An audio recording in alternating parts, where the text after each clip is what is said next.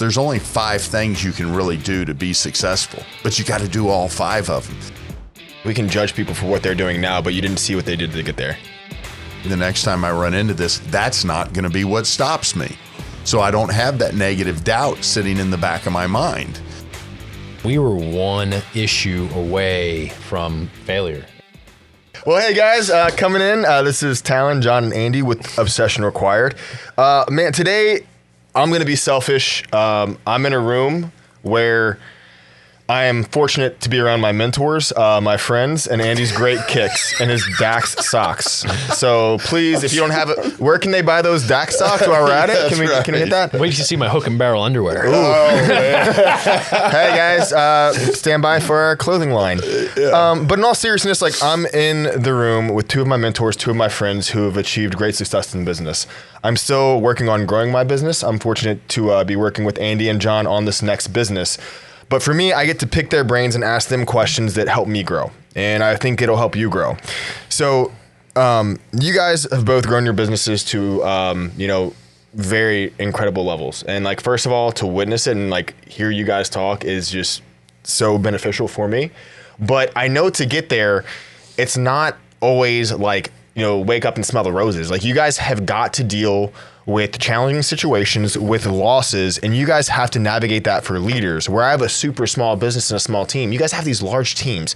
So Andy, like how as a leader do you handle these situations where you're like, okay, this could absolutely break me, but I'm going to navigate this and, take your company straight towards that vision that you're heading for? Ooh, way to start out with a softball question. Knock it out of the park, my friend. Jeez, man. Knock it out. I thought you could, ease us into this conversation. No. You just jump right in. I had to. Man, I think, all business, I don't care if you're a starting business or you're a big business, man, all the problems are relatable. We're all going through the same thing. Just because one scale is a little bit larger, just because that scale of it's a little larger doesn't mean that the impact of it is any different than what it is as a starting business or whatever level you are and where you're going. I mean, it's all relatable, and that's the main thing. But we all, I wake up every day, and I know when I get up, probably not going to be something positive that happens when I first get up. But wow. I make it positive. I'm like, you know what? I don't care what's going to come at me today. I'm going to be in a good mood to start the day. I'm not going to let anything derail what's going to go on there. Because if I wake up and I'm like, oh, man, it's going to be one of those days. Man, why even get out of bed? Why even be doing what I'm doing? It doesn't make sense to. I could just go work for somebody else and not have to worry about that pressure. I want that pressure. I want that excitement. I want to deal with those challenges that are about to come on. So, I deal with the problems differently probably than anybody else. I mean, I've had so many of them thrown at me over the years, so many times. I've been doing the type of business I'm in. I'm in the auction business. I've been an auctioneer for 35 years, and but I've been running the business for 25 years. There was a difference from just being an auctioneer. I'd just get hired. I'd go work for other companies, and and I'd just show up and do my job for the day, and then I was out. The problems of the auction were their problems. They weren't mine. Well, then I wanted to run an auction, and I wanted to have my own. So then I had to start dealing with those problems that come along with having a company and having your own business, and and as problems are thrown at you, you learn that, okay, whoa, man, that one's hard. Whoa, that one's hard. Or, okay, I've had that thrown at me before. It's not that big a deal anymore. Yeah. And you so that repetition of doing the business daily, problems just start becoming easier and easier. Just like, while we were on break just a minute ago, John got a phone call about, a problem he had to deal with. We can't air it, but how he handled the problem, go back, let's call it 5 years ago, in that same situation that you just went through. Would you have not been a little more stressed and a little less calm in the way you handled that problem? Because you've dealt with it so many times already. The repetition of the situation made it to where it's like, okay, where were we at with this? Where were we at with that? Okay, yeah, absolutely. I'll be there in just a little bit. We'll get this worked out and we'll handle it. 5 years ago, is that how you would have handled that conversation? I wouldn't be sitting here right now. I'd be in the parking lot peeling out. Yep. and that's the difference, because we're all, and that's why I'm saying we all have, relatable problems. Business is just business. There's not like you can go and say, it's that much difference. Like talking about success, there's only 5 things you can really do to be successful, but you got to do all 5 of them. In business, there's only so many problems that can arise. Yeah, they're going to be different types in each type business that you're in, but they're all still the same problems. Absolutely. It's how you deal with them and how you work your way through them, and how many times you have to deal with it. That makes sense. Absolutely. So I don't know if I answered your question, but you went down that complete path. Like how do you handle that? And from what I got from that is it's basically the repetition, the experience that you have, that it wasn't an overnight process. Like you evolved into this, essential leader who has given a problem. And like you said, there's only so many problems that you can have with different variations. And that you've had just this experience of handling it now, that something that might have been overwhelming or seemed like a crushing, defeat in that day, you're just able now to be like, man, I've done that. I have that experience. I've built it. I've been through it. And I'm resilient enough to know that I'm not going to let this ruin me. Yeah, and this isn't going to be the one that's going to bring me down. Yeah. And there isn't going to be one that's going to bring me down, because I'm not going to allow our business to get into that space to where I'm going to have something that's going to bring it down. Yeah, I'm going to have challenges, don't get me wrong, but I don't think there's a single challenge that can come at me that could take us down. We've fought our way too far and come too far in order for something like that to happen. In the very beginning, could I've run into some obstacles that I would have sat there and go, okay, if we don't get through this, we're not going to be able to open the doors next week. Yeah, we went through those obstacles, but guess what? We made it. Yeah. So what did that do? That just made me more confident that, okay, the next time I run into this, that's not going to be what stops me. So I don't have that negative doubt sitting in the back of my mind, and keeping that out of your head constantly usually is what gets you through any of your problems. 100%. And John, my question for you is, hook and barrel, like the way that you started this was like so cool, sitting in a bar, like jotting this down on a napkin, right?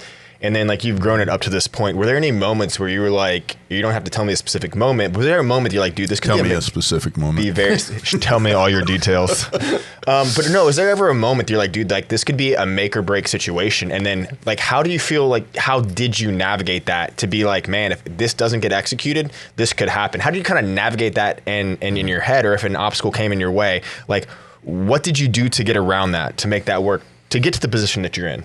Yeah, in the very beginning, between issue 4 and issue 5, we were at a make or break. We had sucked all of the cash out of our own personal bank account.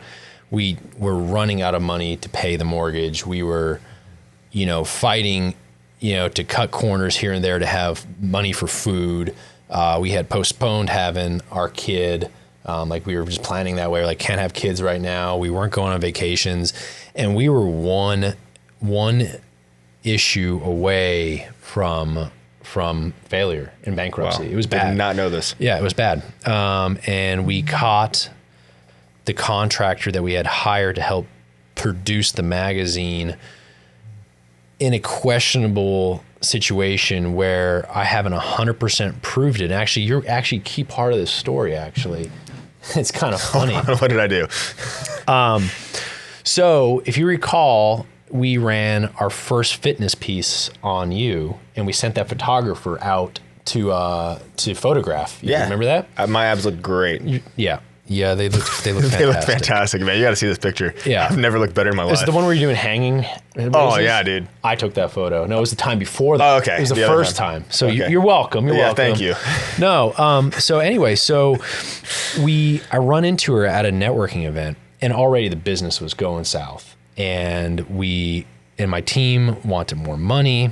And so I started doing a lot of the work, and I started taking the photographs and things like that. And I managed to save like $8,500, and we're going to give these guys a Christmas bonus. And when the invoice came back from them, it was the same it always was. And I was like, what in the hell is going on here? And I'm like, I thought we saved all this money. Like, and like, no. I'm like, well, I did all this work. Like, this should have equated to about $8,500. And like, no, it's not there. I'm like, something's up. And so back to our story, about a few days later, I'm at a networking event and I run into this woman. She comes up to me. She's like, John, thank you so much. You haven't met me. My name is so-and-so. I took photos for a story out there in Fort Worth with your friend Talon. I'm like, oh yeah, that turned out great. Thank you so much. And I don't know what prompted me to ask this, but I said, out of curiosity, what did we pay you for that? And she gave us some number. And I called Natalie and I said, Natalie, what did they say we paid her for that? And it was double of what she said that she got paid for. Wow.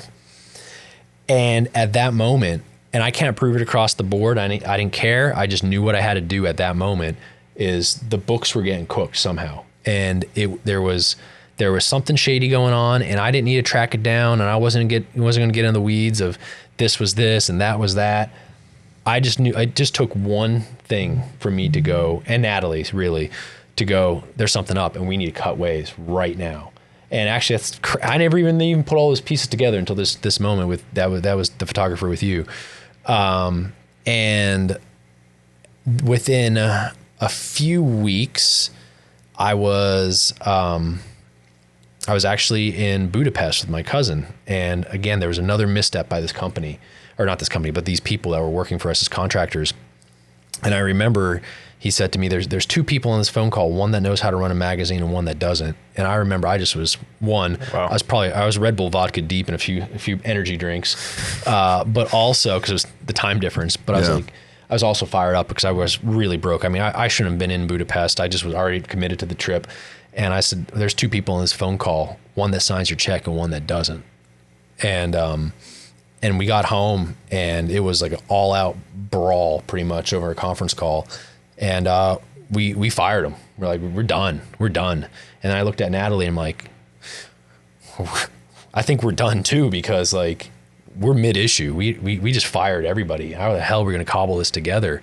And then we were blessed enough that we knew somebody that was able to come in and really save our butts. And we ended up basically saving about over 50% of our overhead by hiring this new group on.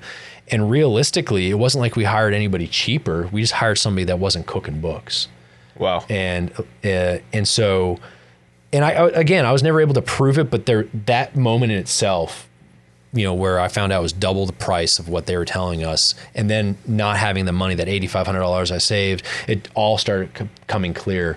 And so, you know, and that's how I pivoted. Like I didn't get into the weeds. I didn't get into the he said, she said shit. I just knew what I had to do at that moment. It was to make a decisive decision to cut the bleeding right then and there, and then basically learn how to build a parachute as I jumped off the cliff. And I remember like about a week later, man, we went on another press trip. And I knew where we were, but we had our faces on. Everything is great, and you know it was Disneyland, man. The castle was on fire, but damn, Mickey was smiling. Yeah. And wow. And we hired them in the airport down in we were at South Padre Island. We hired this new group and came back, and then that next issue we actually broke even. Imagine that, when you don't have a hole in the dam, you could actually break even, and then. From there, the next issue made, I don't know, maybe $1,500, and then it just started ticking. So we were at a point where we were fucked, about to lose it all. But your back was against the wall. Wow. Yeah, I mean and you didn't stop. You didn't fighting, falter. though. No, well, I mean, I didn't have. It was one of those situations that you didn't have a choice. Like if I stopped fighting, I was going to go bankrupt. I wasn't going to die, thank God. It's not like a war situation, but it was one of those situations where there was not an opportunity not to keep fighting. Well, I mean, you say it's not war, man, but that's your family, that's your house, that's your livelihood, that's your future. That's like literally like pre-Jack. Like that's planning Jack. Everything right there that you've had was right there on the line, and you're able to just realize enough to cut those ties and to go, man. That's dude. If we weren't trying to make money to give these assholes a Christmas bonus, we would have never realized. We just ran ourselves bankrupt. So in a way, like. I don't want to say generosity, but just the kindness of thinking like that actually led us to this very, very pivotal moment. And I would have had a totally different story. I could have been working at Starbucks right now. I don't know. I doubt you'd remember. Yeah. I mean, I don't know. I just don't take John the barista. I mean, he looked good behind the counter though. Like he Yeah. saw I'd still have my long hair, be That's true, dreadlocks. yeah. What's up, Yeah. Andy? I'd write your Hey, name man. A-N-D-I. Yeah. And I think that's crazy, like the fact that you were showing kindness even like when you're down, but that sort of kindness and like looking forward to trying to better the people you're contracting, their lives. In turn, you found out that in fact things weren't what they were, but you're able to like pivot. And then like now we have the conversation where your business is at, like we don't have to talk numbers. It's like, man, like that one fight that almost that one little situation could have put you under now ended up being like the thing that caveated sort of your greatest uprise and success from bankrupt to now where you're at. Like, man, that's incredible. Yeah. And I think that's the resilience aspect, that just kept you going and fighting, man. That's huge. Well, it's like you, and it's like you, and it's like I told my son, you don't have to be the fastest. You don't have to be the strongest. You just have to outwork everybody. And it's the same thing with races. Like, sure, do I want to be on that podium? But how do you get through a high rocks, or how do you get through something that's hard? You just don't stop. Absolutely. You're just that hard-headed. And that's where I was. First off, I'm hard-headed, but I also had no options. My back was against the wall. And that's usually where the true leader comes out, though. Mm-hmm. You find out what you have for business when your back's against that wall, because there is no option. I remember that phone call, though, too. It was so funny. I had my phone on the table, and it was on speaker, and it was Natalie and I both, and then her father was like in between us as like the moderator to like tell us in the background, like he was writing a piece of paper, like, calm down. Like, I mean, I wanted to kill somebody. Yeah. I mean, it wasn't just a fight for my business. I mean, it was going to be a that fight. guy's technically stealing from you. I don't deal well with that. No, that's if there's one thing I hate in life, it's thieves. Yeah. And Go I think- earn it yourself. I think that throws me off because like having been your friend through that period, man, I had no idea. And I think that's something, that's kind of crazy. Like I wish you would have told me something, but it wasn't my place to step in there, man. Cause that's a lot to handle with like you and your wife and, this amazing startup idea that you have, which is now, a huge magazine. But like, I wish, you would have like maybe reached out, cause that's a hard place to be in. Yeah. And an absolute, like, I mean, to be real, it's scary as hell. Like I've had my back against the wall too. It's scary as hell. And the fact that you navigated that, man, to get where you're at, like that's huge. But goes back to that point. Now, when you're looking at stuff and you run into that same, could be a smaller situation, not so much that you've got your back against the wall now, but you got somebody that was doing something that you missed originally in the that was going through and maybe taking some money from you or overcharging you or something like that. Now you're more cognizant of it. You're paying attention to what you need to be paying attention to. It's not slipping by like it did in the beginning. We were just talking about this morning when I was getting dressed. Natalie was talking about a web development issue that we've had. And I said to her, and she's like, I don't know, I can't believe we missed that. And I'm like, no, I can. You just don't know what you don't know sometimes. Yeah. True. But it's like, how do you come back from it? Like now you're not going to, you trick me once, shame on you. Trick me twice, shame on me. Yeah. And that's kind of where I am with even that situation this morning. But again, I think that previous situation helped me talk to Natalie this morning and go, like, yeah, we missed it, but so what? We're going to get through it. It's not going to break us. We've been through worse. It's not going to break us. It's not going to break us. Exactly. And I think that's anything with any entrepreneur. Like entrepreneurship is basically a synonym for roller coaster ride. Like it's your ups, your downs, you're all over the damn place. Yeah. And we'll see if that's correct. I'll look it up. Yeah. But We'll you know what I fact check mean? him. So No, like, you're right. You better be ready. If you're going to love the ups, you better be ready for the downs. Yeah. Well, I always tell everybody, man, everybody's always like, oh, I want to work for myself. I want to do this. And I'm like, do you really? Yeah. It's not all it's made out to be. Yeah. It's a true fight, and it's not, and it isn't for everybody. Yeah. It's, there's a lot of people that make, I've heard the word, great entrepreneurs, people that not so much, they're not an owner in the company, but they operate within the company as an owner. That's a great term. I like that. But they may not have the skill to go out and say, here, I can deal with all these problems and take all that weight on their shoulder. But they're great within the company at helping build the company up. Well, and the biggest weight on my shoulders, I'm sure your shoulders and your shoulders, are my employees. Like 100%. These people have taken a calculated risk and bet on me. Yep. Right. And I have this obligation to fulfill what their expectations are, from a financial standpoint and from a success standpoint, from I want them to write Hook and Barrel magazine, and this was my position and this is what I did on a resume someday, and be happy and proud to turn that over. Hopefully I create great business leaders, and if somebody leaves me and they decide to go somewhere else, that Hook and Barrel name carries clout at their next position. Yeah. But I mean, just down to their families, their kids. Like, we get involved in on our conference calls. We always start out like, Jack will sometimes be on the call, or this, one of the other kids will be, how was so-and-so's guitar concert this weekend, or all these different things, right? You start getting involved in these people's lives, and that's the weight that I really carry. But especially in my position, kind of like the editor and CEO of a media company, it's a little bit more public facing than maybe what you do or what you do, like down to even your own damn actions. Like, I worry about how's what I said on this podcast or any other podcast perceived. My ed note, what is that going to look like? What if I, and this is not my personality, what if I got drunk and got pulled over and got a DWI or worse? Or what if I was with a group of guys and they were, caught illegally poaching an animal, or all the different things that could go on in life. And that's some of the weight that I carry on my shoulders all the time, because there is a public perception of what an editor-in-chief is. I mean, the print world may have died over time, but if you think back to the 80s and 90s, if you were the editor-in-chief of Rolling Stone, I mean, you were in the front row at the basketball games, all these different things, right? And there's still a level of perception of editor-in-chiefs that they have to have this higher level of standard. And we joke around about my alter ego Darren dying. Truly, Darren needed to die, because I couldn't be a jackass out in public anymore. Yeah. Because it just takes one photo, one social media post, one wrong thing said, and all of a sudden I've just jeopardized millions of dollars in revenue because because companies pull out, and now I've just screwed over all the other employees who took a bet on me.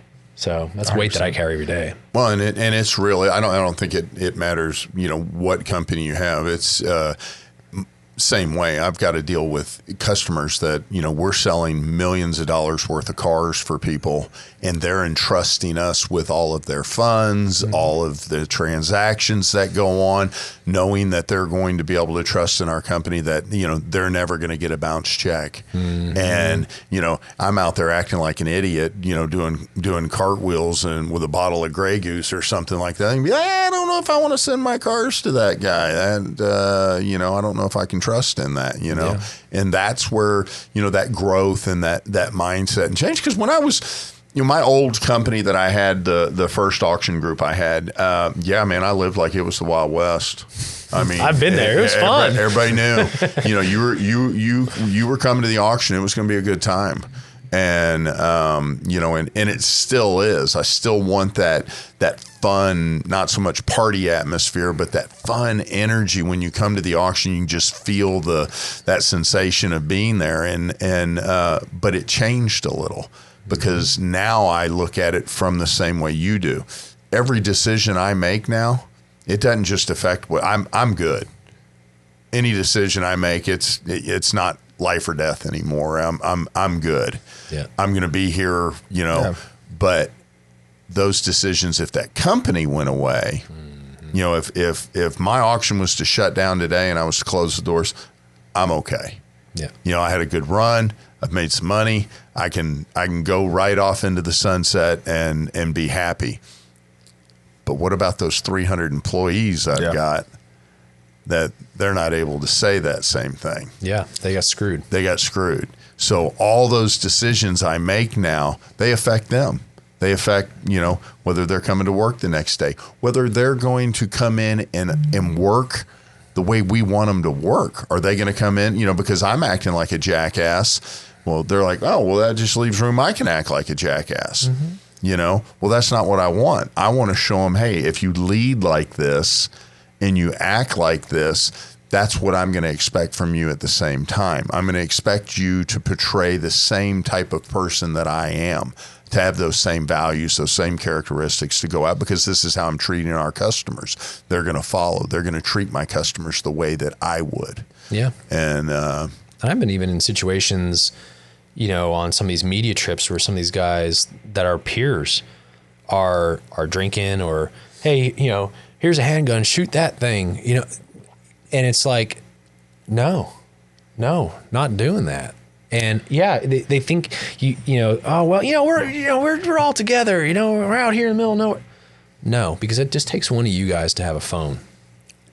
Absolutely. And then also too, like, the conspiracy theory of myself too, like, is this a setup? Are they seeing if I'll do this? Like, my first desk pop, like, is this a setup? Definitely a desk pop. Seriously. And so you always have to mind your P's and Q's, even at SHOT Show too. Like, when I'm out there in Vegas, I might, if I go out in a social setting, I might have a drink in my hand. One drink. That's it. And I'm going back to the bar, and it's probably going to be filled with seltzer water after that. Yeah. Because the other thing that I find though too is it works both ways. Because a lot of these guys, your competitors, don't have control. So I'll sit there and I'll drink all night long, except mine's been water. And y'all have been drinking vodka sodas. Mm-hmm. And I could see what's coming out. And then that's where a lot of times I get intel. It's a lot of times I get deals done. I get things. I'm able to see a situation unfolding in front of me and predict what's going to end up happening. Because that's one of the reasons I stopped drinking. Just the sobriety and clarity of the strategic side of things. When everybody else is getting drunk, they're not going to remember what they talked about last night, but I'll remember every freaking word you said. Yeah. And a lot of times your inhibitions are down. You're telling me things you shouldn't be telling me. Yeah. And I'm learning all these things. And so that's important too. It goes both ways. Well, I think also it's important, you guys hit on that too, is like you want to be the leader that others emulate. And then in the military, we would say you inspect what you expect, right? Like you're 100% inspect what you expect. Yes, exactly. Same kind of deal with that, right? Like, you're going to check everybody to make sure they're in line, but if you're all jacked up, then like they don't have any reason to listen to you because you're all messed up. So you got to inspect and check yourself first if you expect your team to operate in that manner. Yeah. And the same way it sounds like too, what you guys are telling me is the way that you guys handle these situations, the way you face a tough situation, your team will now adopt that mindset when it comes to a situation, and they're not going to escalate a situation. It might be a situation, that's difficult, but they're not going to overreact on a situation. They're going to look at it. They're going to react calmly. They're going to think outside the box. They're going to think logically and bring it to you, possibly with a solution instead of a freak out. And that's huge. And that's the whole thing, is what I'm trying to empower my guys to do is always come to me with a solution. I'd gotten out of one of the books I read, Buy Your Time Back, and in there he talks about a 1-3-1 deal. And I think we've talked about this before. Come to me with the problem, give me 3 solutions, and then pick your best solution out of it. And man, these guys are implementing it. Mm-hmm. It is full blown all the time. And now, where before it'd be like, oh, maybe I have a solution.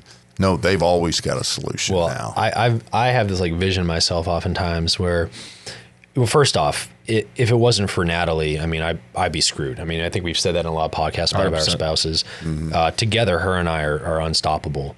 But what I love is when her and I are hand in hand in front of the enemy, whatever the competition is, and like that. And it's not us that you need to be afraid of.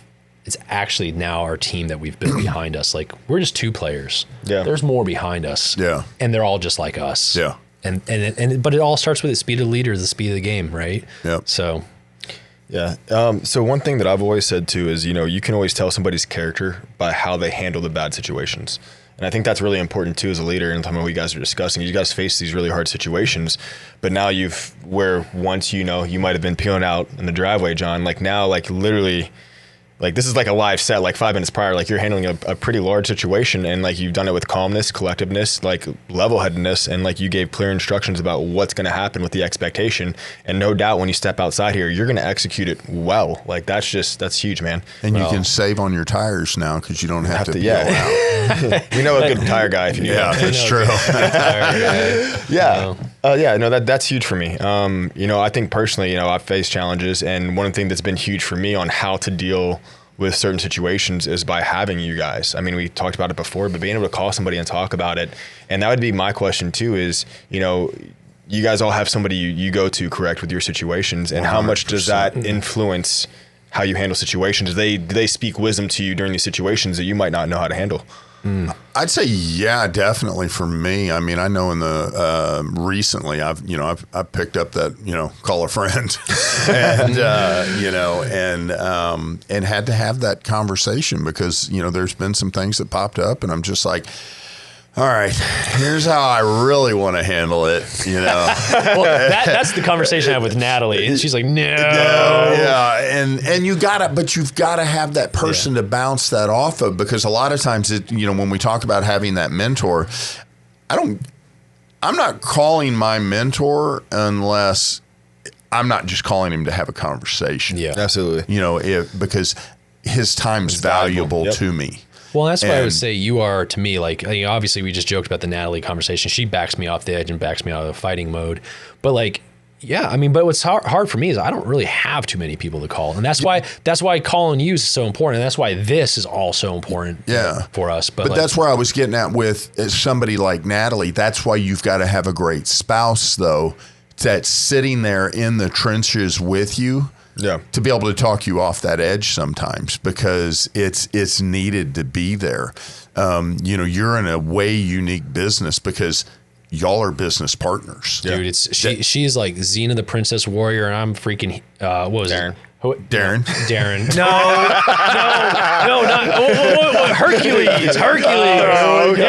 But that's how I feel that it is. It's like we've got these two warriors out front with 300 Spartans behind us. But y'all have always been the power couple. Absolutely. I've just 100%. Since the day I met them, and I met them at DSC one year, and it was just absolute power couple. And I said, I always told people, I said, one thing I can tell you about John and Natalie, there are very few people that can work a room the way the two of them can. Oh, 100%. And I always admired that, because y'all were so great at networking. Yep. That's our skill. And that was one of the things I used to not be as good at, was networking, because I still am. I mean, I'm as forward as I am, I still believe I'm an introvert, and I'll stand in the back of a room. I don't have a problem with that. And I think I more stand in the back of the room because I'm able to look at the playing field. Yeah. And I like to know, and I like to know and watch where some people are better off working through the playing field. Oh, there's so many examples that, like, it's fun. Like, I love walking into a conference. There's been a conference that wants us to sponsor it every year. I'm like, I'm not sponsoring this. Like, why would, like, oh, you'll get so much more brand exposure and you'll get, this shout out. I'm like, I don't need any of that. Mm-hmm. I'm going to pay my fee to get into the conference, and then her and I are going to work this room, and we're going to leave here with $1 million in business. Yeah. That's what's going to happen. We're going to talk to everybody in here, and I don't need your little sponsorship.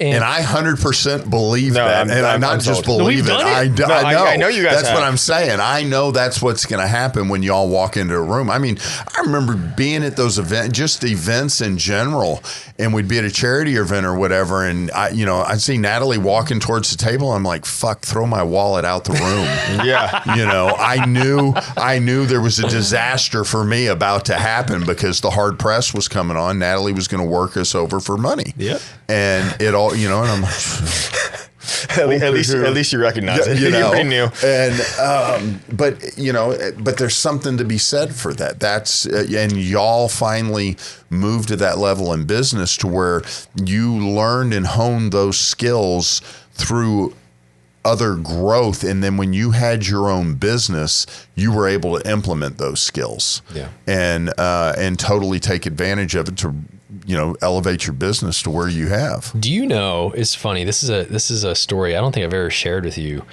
If you remember, a long time ago, we went down to Nick and Sam's, and it was me, you, Jamie, I think Shoto. There were a bunch of people there, and it was a pricey dinner. Mm-hmm. I think it was like $1,200-$1,400, and it's like when I didn't have. It was back right about the same time when I was going broke. When you were sleeping in the LA Fitness? Yeah, when I was bathing in LA Fitness. Yeah, bathing in LA Fitness. My bad. Sorry. And these guys decide they want to play credit card roulette. Do you remember that? Yeah, the bill was higher than $1,200. Yeah, and guess who lost? You. Me. And I'm like, That was the hardest. And I was just trying to be like, Mr. Big Guy. I'm here with like multimillionaires. Like, oh yeah, I got this too. Take my credit card. Oh my God, did that hurt? But we've all been through that one deal. Because when I first got in the auctioneer business and I was auctioneering, and we went out with a bunch of dealers one night, and they pulled out this, credit card roulette thing, and I'm sitting in a room, and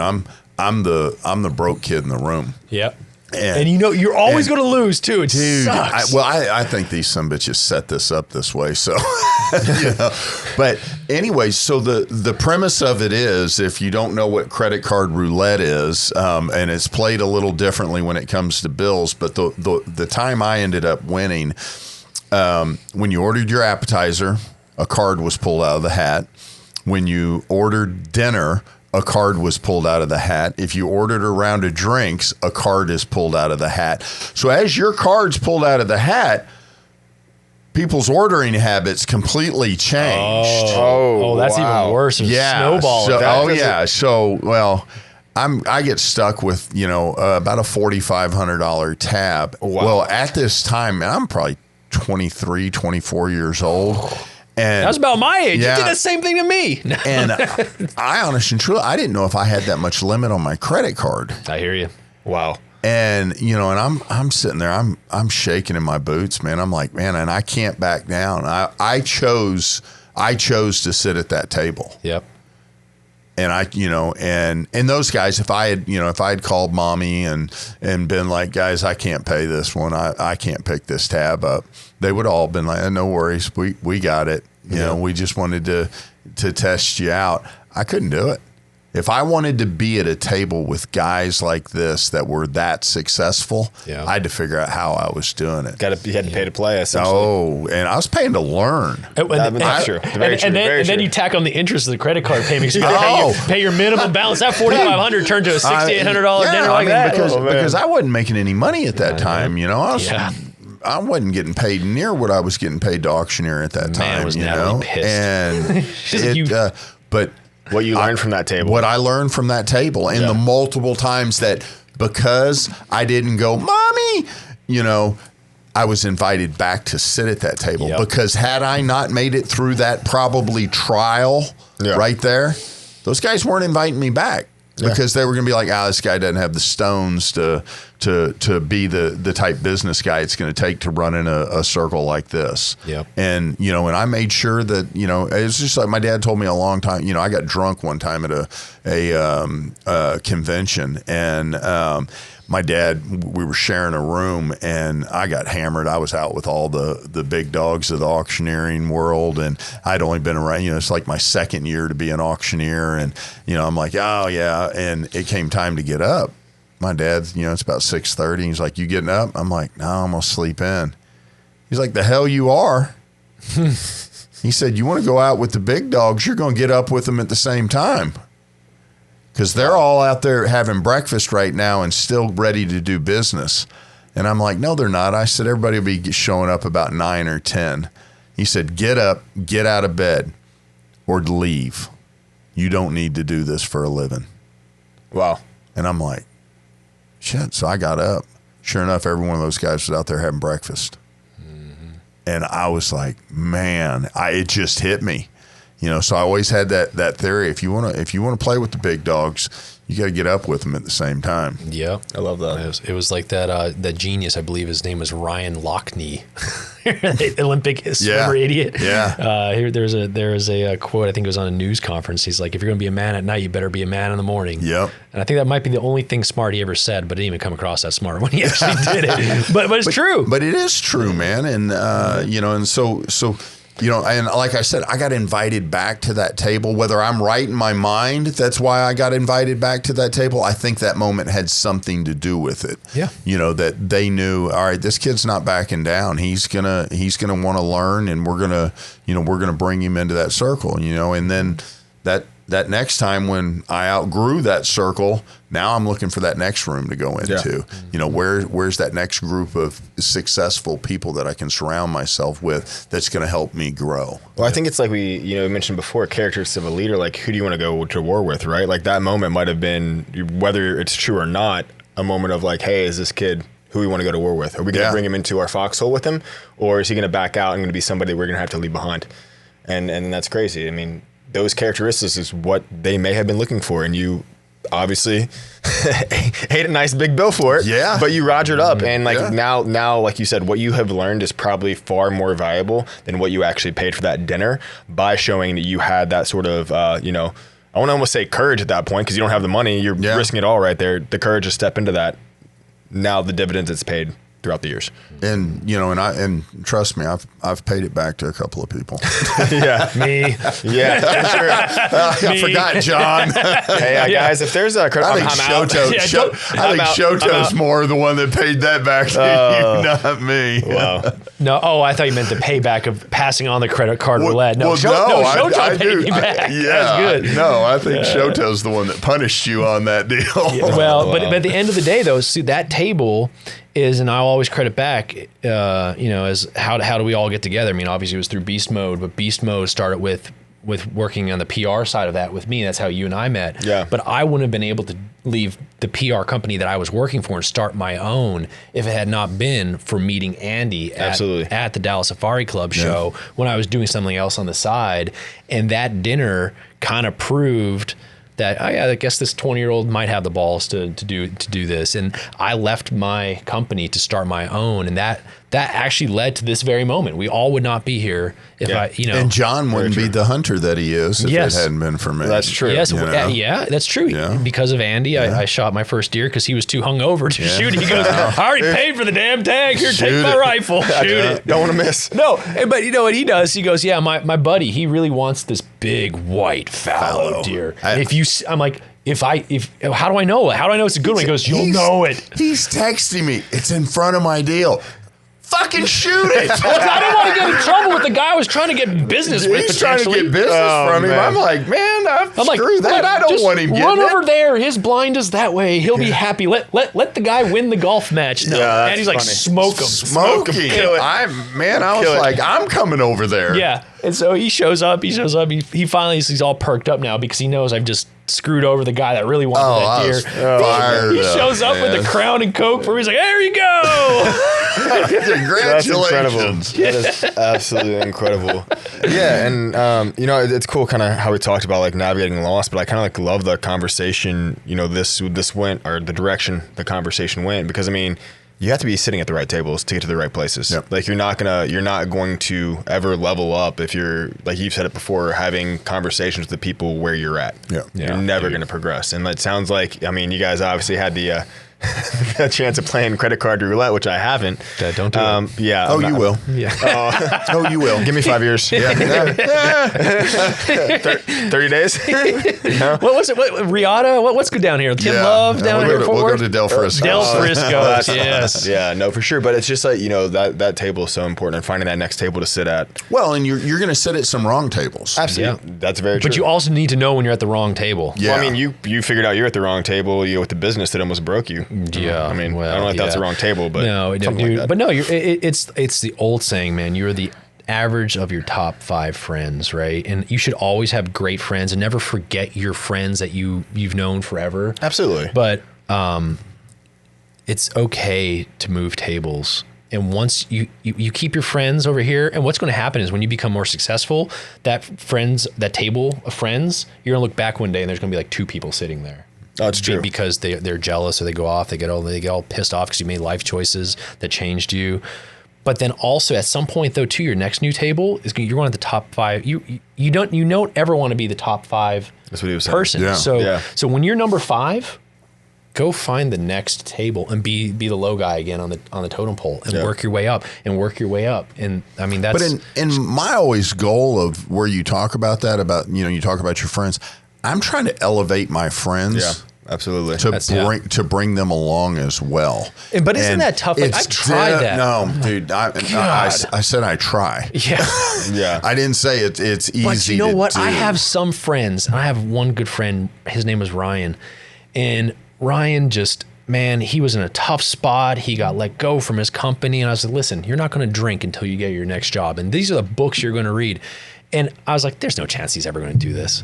Sure enough, hell yeah, he did all of that. Yeah, And then I he remember got, telling me this. he got a great job, and he's, was top earners right now in his company. And it's like, We talked about that at your birthday. yeah, it feels really, really good to do that. But it's so hard. Like, man, how many friends do you think you could actually drag along? Like, you look at them and go, it's not from your dragging old them along, friend. but it's not dragging them along. I've got ones that I'm trying to drag along, and it just, they won't.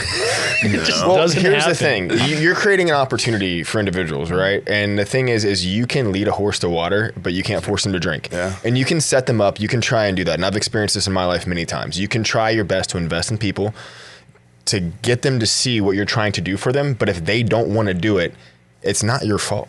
Yeah. And you just have to do that. Like for me, one of the things behind my business is to create opportunities for other people. Like that's what my gym was. And I've done that on some instances. People have grown past the business, which is great. They have new careers, which is fine. But there have been things that I've recommended that people do to be successful in the training space. And they don't do it and then sit there and ask, why am I not successful? And I'm like, man, we've had 5 conversations. But like, what don't you get? Have you ever ran into the situation where there's somebody that is a big dog and you're like, man, this guy's accomplished a lot, but dear God, how the hell did he do this? And what a fuck up he is. And like, you look at them sometimes and you're like, if you could only change these things, you'll never come down and look at what I'm doing because you're just that much far ahead of me. But if you could just do these things, think about the amount of people you could change. I've run into so many people, like once you start playing in certain rooms, you start looking at guys that are, $100, $200, $300 million billionaires, right? And you're like, how do you function? How can you drink that much? How can you smoke that much weed? How can you do all these things and just be successful despite yourself, man? Well, that's another side of things that frustrates the heck out of me. Well, I think you see that too, but sometimes what often we see is like we can judge people for what they're doing now, but you didn't see what they did to get there. Well, and that can be something that's there. And then, they got to that point. You're like, yeah, you're saying they're $200 or $300 million, but when they had $0, when their back was against the wall and they had to make that tough choice, did they do that? Good point. Did they stay consistent? And that's something, that my mind usually never goes there. My mind is, what did they do to get there? Yeah. Not necessarily like, what are they doing now? Because I might not fully understand what they're doing now, but I want to know how the hell they got to $200 million. I want to know that. But I think my point is I'm looking at them going, can you imagine what you could do if you didn't do that? Now? That's valid. Like if you're not doing what you're doing, like think about how many lives you could change, what you could be doing. Well, and I think that's where, like you say, Darren's dead. Mm-hmm. You needed Darren to go away. Oh, yeah. So that you could move forward and change people's lives. I mean, that's what to me, that's what the whole goal of whatever it is I'm trying to do. It's to lead people and change their lives. Yeah. Absolutely. It's to make everybody that interacts with me at some point in time, I'm trying to make their life better if they want it. If that's what they want, and they want to either listen to something I've got to say, watch something I've got to say, or just ask a question, I'm here to give that answer and try and make that person better. Is it always going to be right? Am I the answer for it? Hell no. But if I've got one little thing that helps them get a little further along on their journey, anybody that's, no different than this, watching this podcast or listening to it, if they get one thing out of it and it helps them, shit, man, I think we were a success. Yeah, absolutely. Somebody asked me about the whole DMP thing, like, why am I still doing this? Got nursing. I could deep dive into a ton of other things on that. But the last 13 years I've been in school, if I keep one person from killing themselves and I don't have to get a phone call that my friend's dead, the last 13 years of absolute complete hell, trying to manage a business, be a father, be in the military, race competitively, everything else that I do, it's going to be worth it because that's going to have a family who's going to have their dad, and I'm not going to have to deal with losing another friend. And it's all worth it. Who knows where, just like that kid that has a dad now. Yeah. Who knows how far that snowballs into some great effect. Absolutely. And that kid could turn around because now he's got a role model left in his life because it's something you helped him with. Absolutely. And that kid's now got a role model and he ends up turning into being the president. Absolutely. You just don't know. Yeah, and it's those small acts, like you said, Or like cures cancer. that one piece of advice. I mean, I went to John with Facebook marketing, and it was no doubt that I was in the red. We had this conversation openly. I started doing that, and I've completely turned my revenue around to where I'm comfortable. I'm investing more money in marketing, and the gym's growing simply because John took an hour and a half out of his day to be like, "Hey, idiot, this is how you do Facebook ads," and I implemented what he did. Well, you called me, and I smiled, and I was like, "This, you were against the wall, and you're like, man, I'm not sure what to do here. What should I do?" And I was actually at the gym. I'm like, okay, I'm between sets. Like I can answer this. I can answer. I get an hour and a half between sets. No.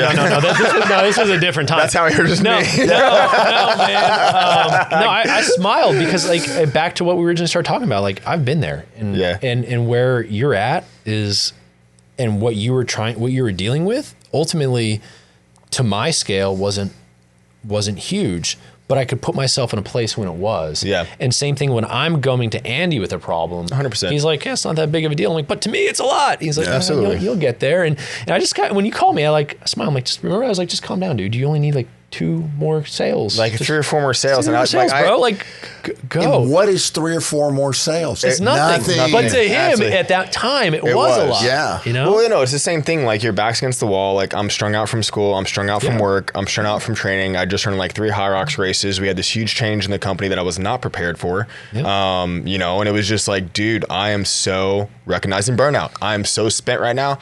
I don't know what the hell to do. That's when I phoned a friend, and thankfully, like you picked up and John picked up, and within 3 days, I had those 3 sales back to even. And then now, a couple months later, it's like, okay, cool. It's not just 3 sales that I had to get recovery. Like, this past week we've signed up almost 7 people. Dude, that's awesome. Like, and it's just there. And it was simple things, reaching out to previous clients, being like, hey, look, I know you want this High Rocks race, but it's simply saying that the small impact and advice that you had, like you guys positively made an impact in my life. And that's what I hope that we're able to do for other people. You might be listening to this podcast and to think that I still don't have problems with my business, that you don't have problems with your business. I mean, we all 3, like I said, Everybody's got literally problems. all 3 just answered calls. Like I have race jerseys that I needed to be made for World Championships that I'm not going to have for my team that's been planned for the last month because the jerseys. You have them. They just all have a new team name. You just take white duct tape. Write the name. I mean, it's all that code. But I mean, the big scheme of things, like, does it kind of stink for my brand and my athletes? Absolutely. But on the big scale of things, like, what's being upset going to do about it? Nothing. You can get it fixed overnight. Absolutely. That's one of those things. Yeah, absolutely. I had a lady tell me the other day, it was somebody I was on a trip with, and she had she does clothes, shirts, has corporate imprint company or whatever, and they had an order that was sent to a convention in Vegas, and they got there, and it's day before convention, and all the wrong names were on the logo. I love that. And so she got on the phone with the owners of the shirt company, had the shirts overnighted out, had a printing company in Vegas that came in after hours as soon as the shirts arrived, and she had all the shirts redone, had the logo done right and corrected, and she solved that problem and saved an account. That's incredible. She was going to lose thousands of dollars for the company, but she would have lived through it. Yeah. But instead, she came up with the solution, got it fixed, and was able to save it and make thousands of dollars. And the company knew the problem. They knew because they're the ones that called her up and said, "Hey, we got the wrong shirts. This logo's wrong." And she jumped through every hoop and created a situation that was no longer a situation. And then they're like, that's the lady we want to do business with again. No matter what, whenever there's a problem and her back's against the wall, she's coming out swinging and she's going to win. And she's going to execute. And that's what you want. Yep. That's awesome. I absolutely love that. So, but yeah, it is what it is. Well, I'll just race shirtless anyways, so we're good. I was gonna say, you don't wear a shirt when you're racing anyway. Just put a bandana on. Just put a bandana on. Some wrist feels. I mean, but my chest won't be perfectly shaven like some people's. It's not shaved. It just doesn't grow hair. It's weird. He hadn't gone through puberty yet. I had questions. That's right. So that's probably a good place to wrap it up. I mean, I want to leave everybody with like what we started out with in the beginning. Every business has problems. We all have our challenges. It's how you deal with it. Where do you find that resilience within yourself to come out when your back's against that wall and not have that, you've got more of that fight, not that flight. You don't quit and always just stay strong and always don't have any doubt in your mind. Always have that confidence in yourself to move forward, and you're going to win. Yeah, you have to go through problems and solve problems to be able to face them in the future. Yeah, and just because you fail at something, man, failure is what leads to success. I'm sure we can have a whole conversation on that for sure. Yes, well, we will. It'll be another one another time. But man, guys, I enjoyed this one right here. I have to say, so far of other than the wall ball conversations, this one here has probably been one of my favorite ones to sit and talk about, because it truly gets into that depth of what are our struggles and what you did to come out of that problem. Yeah, that's crazy. But no different than you making that call, finding out, hey man, I'm stuck right here. Dude, it's hard to make a phone call. I will put that out there. I mean, for you to call and make a phone call, knowing your personality and how you operate, if it's hard for him, think about how hard it is for somebody else. Yeah, I mean, you've got to make that call. Just like, because you're borderline admitting, guys, I could fail. Yeah. And that's a hard thing to do, especially as we talk about being a man and being successful and being, in that alpha position. You're not here to talk about failure. Well, no, and it wasn't, the call wasn't, I'm about to fail. The call was, guys, I'm failing. I'm not doing good. I am not being a successful leader. My business is failing. I need help. Yep. And to really sometimes navigate situations, you have to have humility. Yep. Because the other thing was, I keep my mouth shut. I don't ask for help. And then I bleed. And then now I don't have a business. And now I have people who've been family members, like you guys said, like your employees, that have to be like, hey guys, we need to close down the gym. Yep. All because I failed you as a leader to solve a simple problem. And I didn't have the humility to say, I need help because I'm at a point that I'm stuck at. Yep. Well, that's awesome. That's a good stopping point. Yeah, That's great stopping point. That is this episode, guys. So keep watching. We appreciate it. And don't hate. Hate all you want. Hate all you want. We're fine. We'll still be here. That's right.